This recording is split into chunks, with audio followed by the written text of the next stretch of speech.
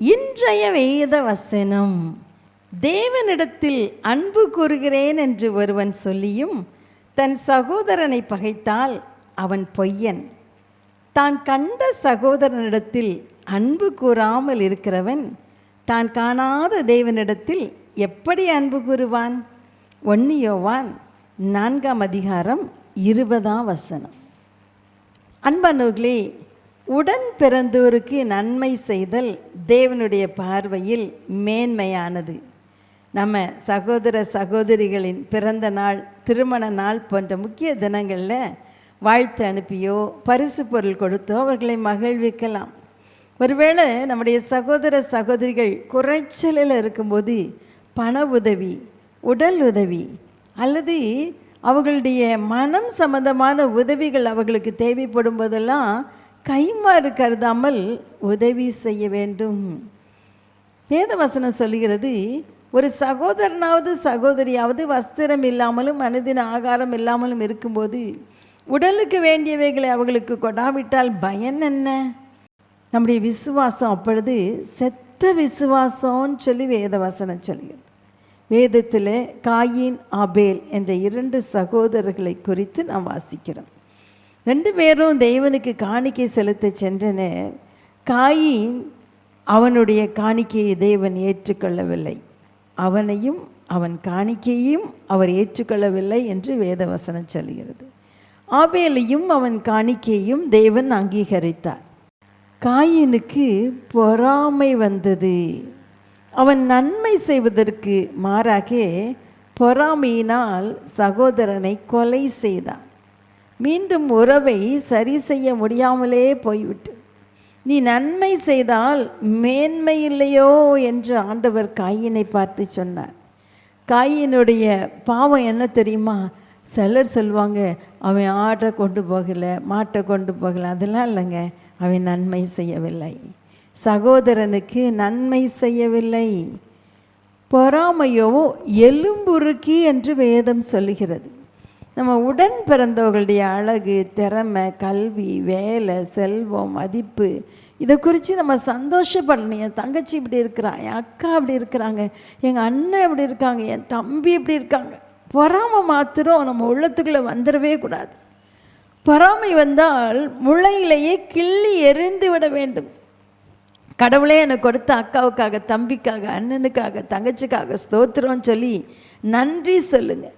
கைமாறு கருதாமல் நன்மை செய்யுங்க. பொறாமை மகிழ்ச்சியை கொன்றுவிடும். நன்மை செய்தால் இழந்த மகிழ்ச்சியை திரும்ப பெற்றுக்கொள்வோம். முதலாவது நம்முடைய குடும்பத்தில் உள்ள சகோதர சகோதரிகளை நேசிக்க கற்றுக்கொள்வோமா? நம்முடைய சொந்த சகோதர சகோதரிகளுக்கு உதவி செய்ய தீர்மானிப்போமா? கர்த்தர் அப்பொழுது நம்மை ஆசீர்வதிப்பார். அருமையானவர்களே, அன்பின் தகப்பனே, கண்ட சகோதரனிடத்தில் அன்பு கூறாமல் நான் காணாத தேவனிடத்தில் அன்பு கூற முடியாது என்று வசனம் சொல்லுகிறதப்பா. எங்கள் குடும்பத்தில் உள்ள சகோதர சகோதரிகளை நினைத்து ஆண்டவரே அவர்களுக்காக நன்றி சொல்ல, அவர்களுக்கு தேவையான சமயத்தில் ஓடிப்போய் நின்று உதவி செய்ய கர்த்தர் எங்களுக்கு கிருபை தருவீராக என்று சொல்லி ஜெபிக்கிறோம். மட்டுமல்ல கர்த்தாவே, தேவையில் உள்ள விசுவாச குடும்பத்தாருக்கு, தேவையோடு இருக்கிற பிள்ளைகளுக்கு உதவி செய்ய எங்கள் ஒவ்வொருவருக்கும் கற்றுக் கொடுங்க. இயேசுவின் நாமத்தில் பிதாவே, ஆமேன், ஆமேன். அன்பே பிரதானம், சகோதர அன்பே பிரதானம், அன்பே பிரதானம், சகோதர அன்பே பிரதானம்.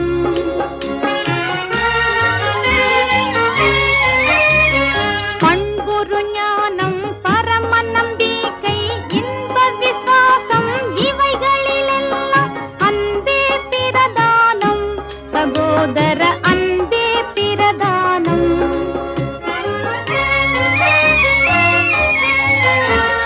பல பல பாஷை படித்தறிந்தாலும் கலகலவென்னும் கைமணியாமே அன்பே பிரதானம், சகோதர அன்பே பிரதானம்.